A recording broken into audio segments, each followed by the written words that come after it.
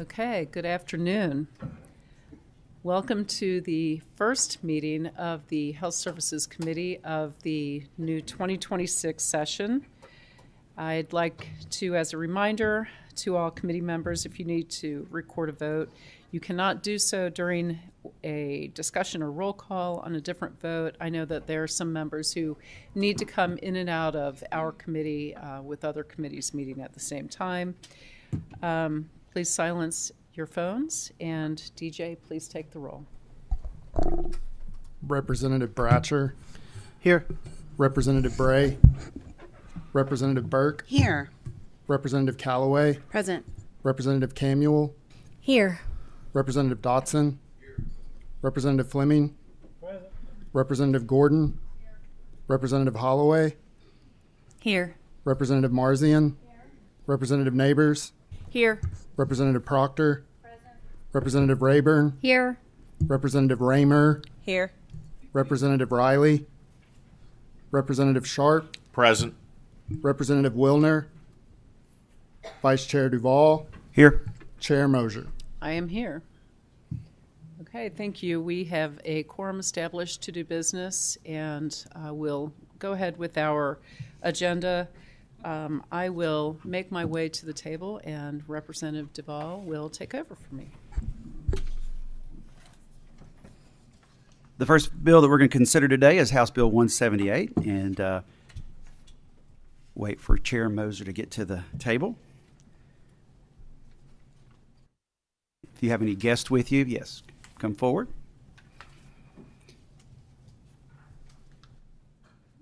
Please introduce yourself for the record and allow your guests to introduce themselves as well.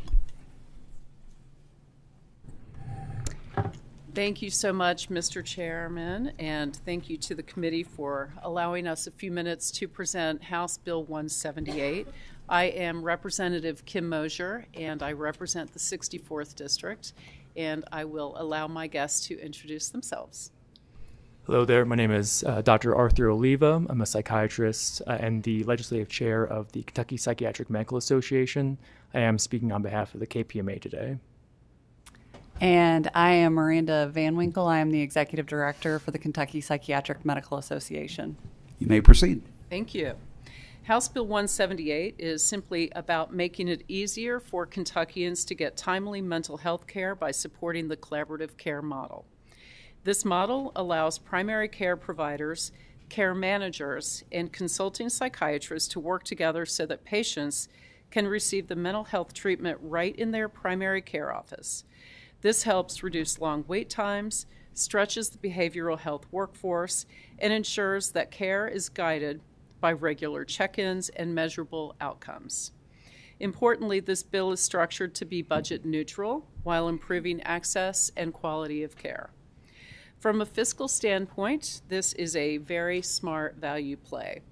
Collaborative care models have been shown to lower overall healthcare costs by reducing emergency room visits, hospitalizations, and untreated mental health conditions. By using psychiatric expertise through consultation rather than requiring more specialists, the model expands capacity without increasing workforce costs.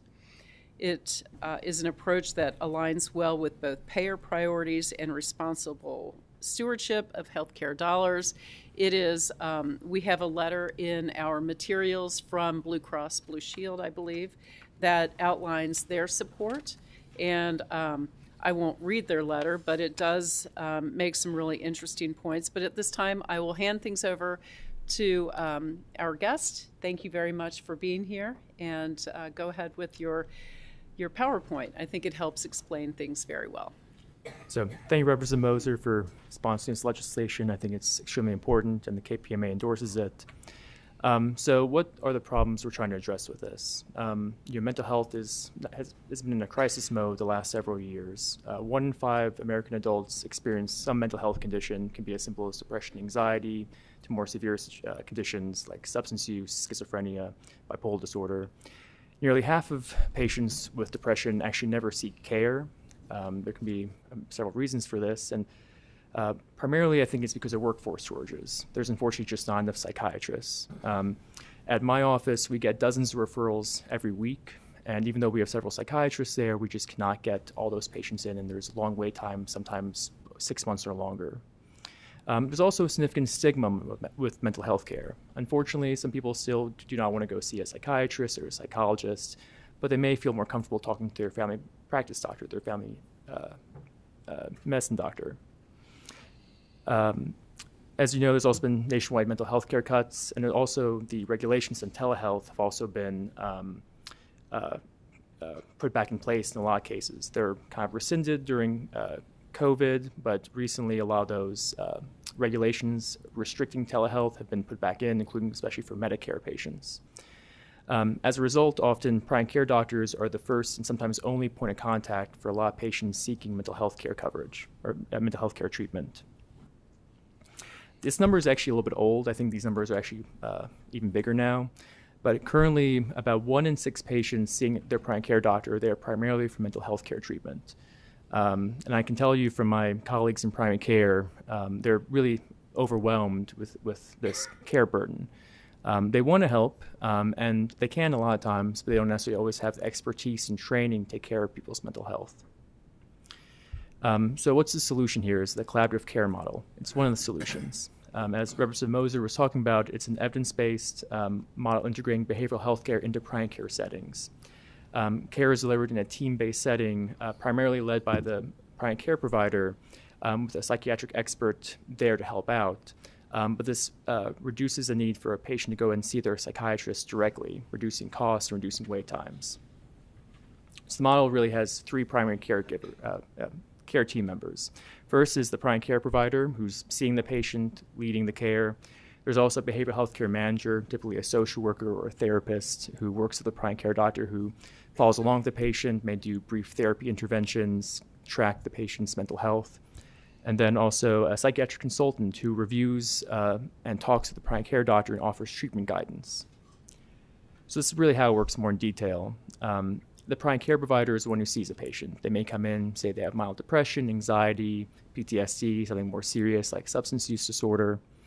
The behavioral health care manager also meets with the patient, asks some questions, does some screening questionnaires. And then the primary care doctor and the behavioral health care manager meet with a psychiatric consultant. Typically once a week, they go through a list of patients. On average, a primary care doctor may be seeing 20 to 30 patients a week for mental health care.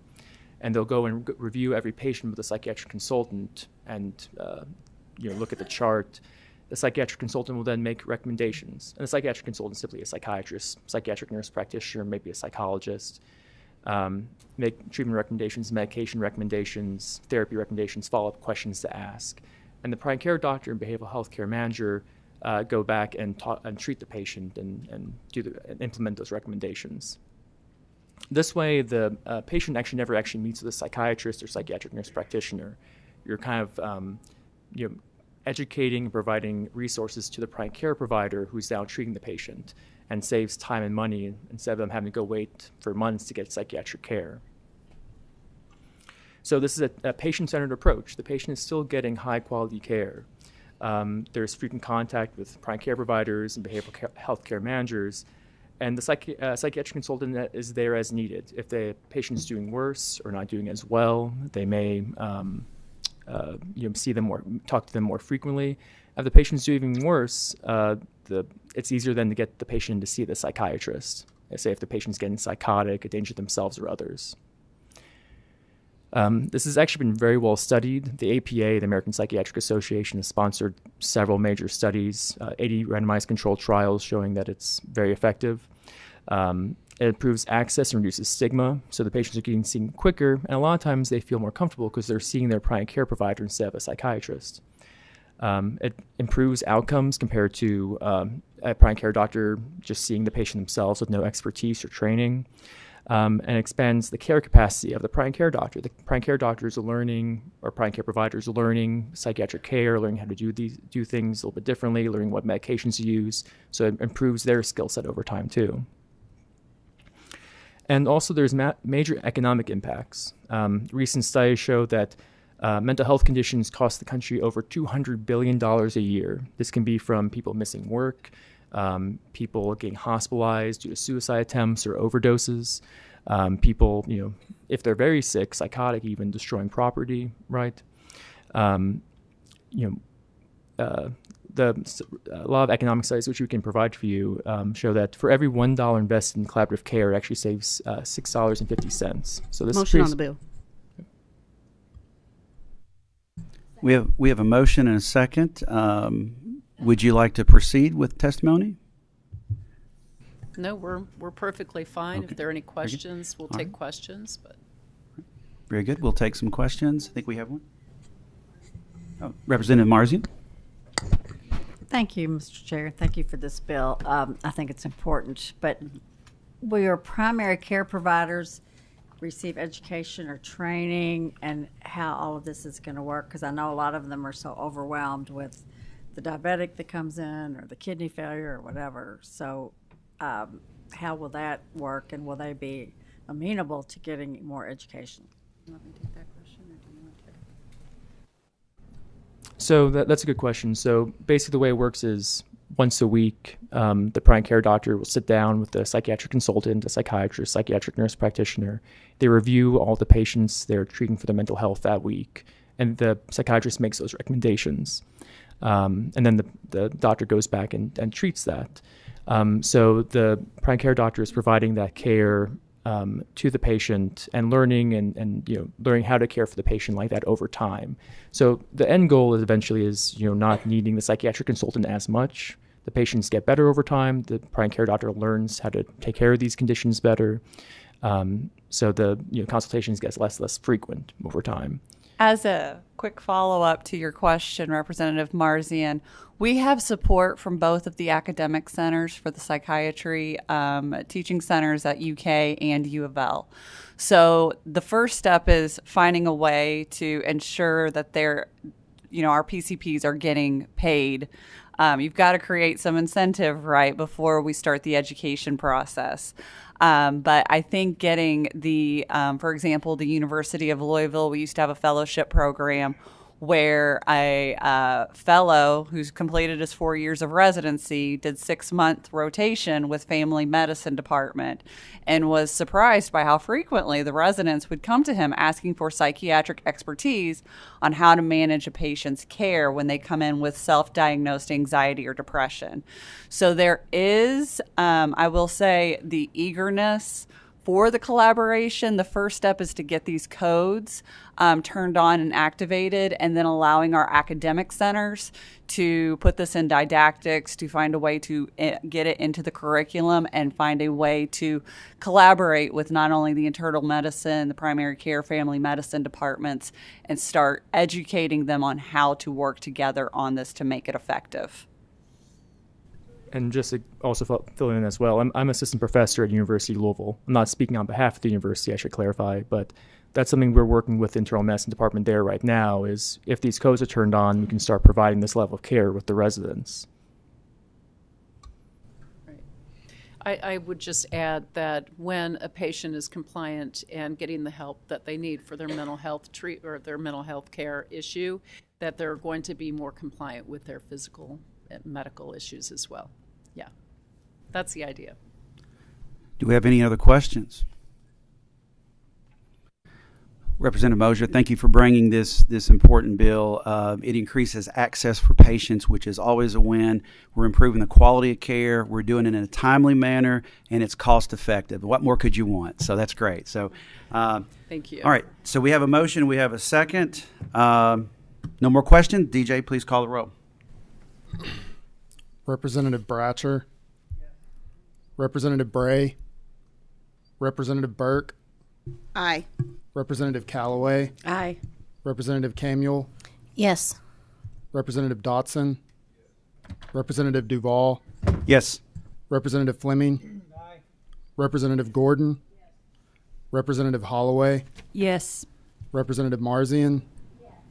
Representative Neighbors. Yes. Representative Proctor. Yes. Representative Rayburn. Yes. Representative Raymer. Yes. Representative Riley. Representative Sharp. Aye. Representative Wilner. Chair Mosier. Yes. Very good. House Bill 178 passes with favorable expression. Thank you.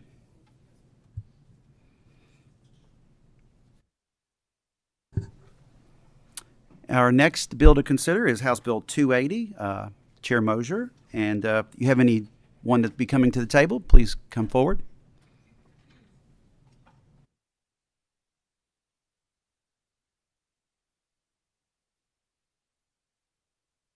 We do have a committee amendment. Do I have a motion? A second? Second. All in favor, say aye. Aye. Any opposed? Motion carries. All right, very good. Please introduce yourself for the record and have your guests do the same, and we will proceed. Thank you, Mr. Chairman. I am Representative Kim Mosier. I represent the 64th District, and I am happy to be here to discuss this bill with you today, and I will allow my guests to introduce themselves. Okay. Kelly Jenkins, the Executive Director at the Kentucky Board of Nursing. Yes, good afternoon. Jeff Prather, General Counsel for the Board of Nursing. Thank you. So just to be brief about the committee amendment, the only thing it did was cleaned up some language in Section 5. It's page 26, line 17, where abuse was stricken in the validated, substantiated findings of adult. It will now read abuse, neglect, and exploitation will be part of the central registry. It was repeated in the line below, just in that it allows the Kentucky Board of Nursing to query the cabinet, but we felt like we needed to clarify that all of that is included in the central registry. That's all the amendment does. So it adds back in one word. What this bill does essentially is update some language from a bill that was passed a couple of years ago that created efficiencies in the Kentucky Board of Nursing, but there was a word that really eliminated the Kentucky Board of Nursing's ability to investigate nurses who were seeking to obtain a license in Kentucky from another state. It said that the Kentucky Board of Nursing shall issue a license to those individuals if they have a license from another state, but it eliminated the ability for the Kentucky Board of Nursing to investigate those nurses. There were some issues with some of the licenses that folks were coming to Kentucky with. And so we are just cleaning that up by requiring that anyone who is seeking a Kentucky Board of Nursing license, whether they're a registered nurse or a licensed practical nurse, have to meet the same requirements that any other nurse in Kentucky meets. That's basically it. There is a section in Section 5 that permits a state licensing board, again, to query the cabinet for validated, substantiated findings of abuse, neglect, or exploitation against an individual under that licensing board's jurisdiction. It is, again, just cleanup language. And then we added an emergency provision to this bill for this section to be able to allow the Kentucky Board of Nursing to get a handle on this situation right away. We also, in the later sections of the bill, have updated medical or medications that are allowed in schools. These are rescue medications or prescribed medications. If a child has a known condition and a prescription, it should be allowed in school. There are provisions about locking medications and parental authorization if a child is using any of these medications, of course. But just quickly, those medications are bronchodilator, rescue inhalers, nebulizers, adds glucagon, which has been a bill for a few years. We are adding Solu-Cortef, which deals with a child's adrenal crisis if they have that issue. It updates epinephrine to a more modern delivery system, nasal sprays, and I think that's it. So second. We have a motion and a second. Would you like to proceed, or are you? No, sir. Right. We are happy to answer any questions. Right. Very good. Any questions? All right. Very good. Sounds like common sense legislation. Thank you for updating that statute. So the motion is actually for House Bill 280 as amended. So we have a first, we have a second. Yeah, first vote on the bill.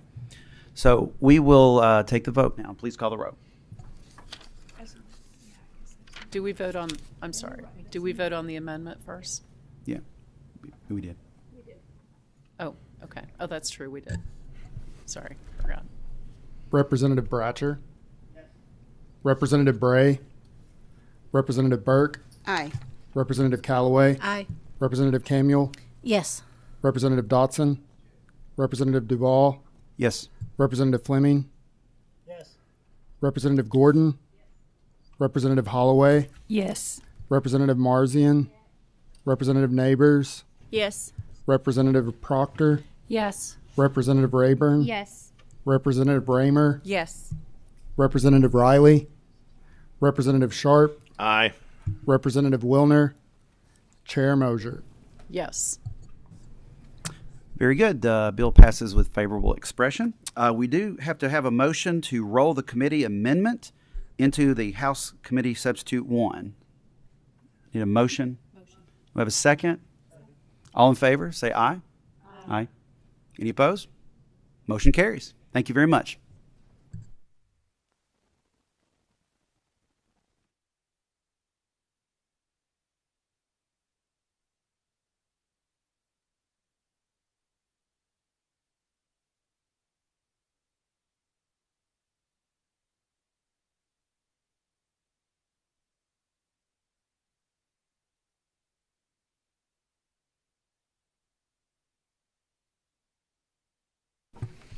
Okay, thank you. We will continue with our agenda now, and I'd like to invite Representative Fleming to the table to discuss House Joint Resolution 24.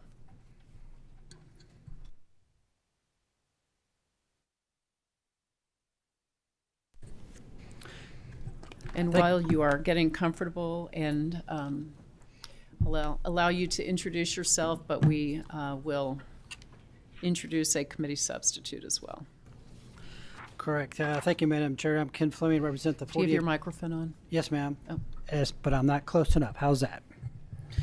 I'm Ken Fleming, represent the 48th District, which represents Jefferson and Oldham County. If you don't mind, I'd like to take a real quick personal privilege to introduce my interns, Lexi Smith, who is a sophomore at UK, and then Liam Darby, who is a senior at EKU. So if you might see them floating around. So anyway, please welcome them, and they're going to be helping me out over the next couple months. Yes, there is a committee substitute, and I'll make the motion for the committee substitute. Okay, we have a motion, and we need a second to adopt the committee substitute. Second, all in favor, please indicate by saying aye. Aye. Any opposed? Okay, please proceed.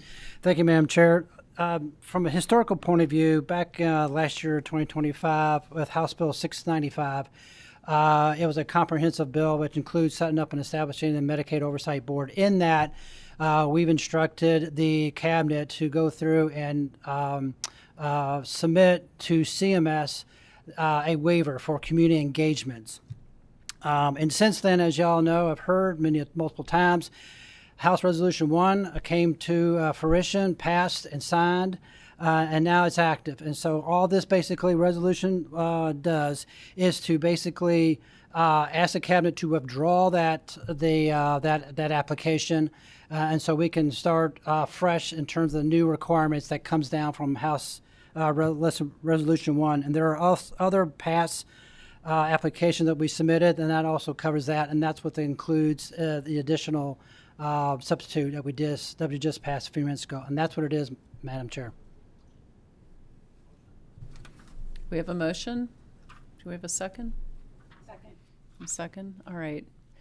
Would you like to proceed? No, ma'am. I explained everything. Thank you. All right. Thank you. Are there any questions? Any discussion? Okay. Seeing none. DJ, please take the roll. Representative Bratcher. Yes. Representative Bray. Representative Burke. Aye. Representative Callaway. Aye. Representative Camuel. Yes. Representative Dotson. Representative Duval. Yes. Representative Fleming. Aye. Representative Gordon. Yes. Representative Holloway, Yes. Representative Marzian, Representative Neighbors, Yes. Representative Proctor, Yes. Representative Rayburn, Yes. Representative Raymer, Yes. Representative Riley, Representative Sharp, Aye. Representative Wilner, Chair Mosier. Yes. Okay, House Joint Resolution 24 passes with favorable expression. The same should pass on the House. Thanks very much. Thank you. Okay, we do have a title amendment. Do I have a motion to approve the title amendment? We have a motion. Forgot about that. A second? Did we have a second? Okay. All right, thank you. All in favor of adopting the title amendment, please indicate by saying aye. Aye. Any opposed? Thank you. Okay, wonderful. Okay, well, the next scheduled meeting of the House Standing Committee on Health Services is Thursday, January 22nd at noon in this room. Thank you all for your attention and attendance, and we will see you next week. Thank you.